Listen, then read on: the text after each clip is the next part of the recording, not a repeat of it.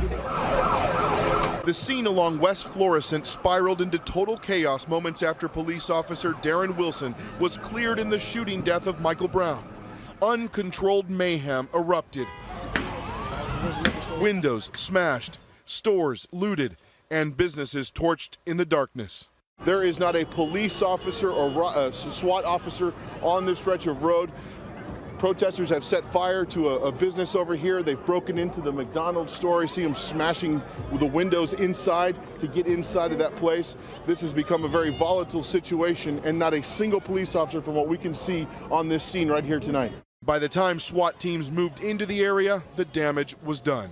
Even though National Guard troops were called into Ferguson, they weren't deployed onto these streets. For weeks leading up to the grand jury announcement, law enforcement officials stressed they had prepared for violent protests. In August, law enforcement was heavily criticized for what many described as an excessive militarized response to the protesters. This time, law enforcement took a different approach. Last night was a disaster, and we're prepared to team up again with the National Guard, with the other local law enforcement, to address this tonight. As the governor said, we cannot have a repeat of what happened last night. The mayor of Ferguson criticized the response. The decision to delay the deployment of the National Guard is deeply concerning. Unfortunately, as the unrest grew and further assistance was needed, the National Guard was not deployed in enough time to save all of our businesses.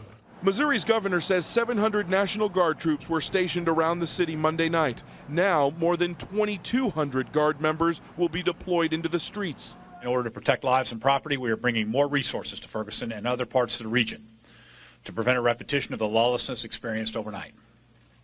The National Guard presence will be ramped up significantly. The windows were smashed out of Natalie Dubos's cake shop. The single mother of 2 children opened this store 6 months ago and still can't believe what she's witnessing. It kind of feels like I'm in the twilight zone. Are you angry? I don't know how I feel. I'm so numb. I've been in a state of grief all morning.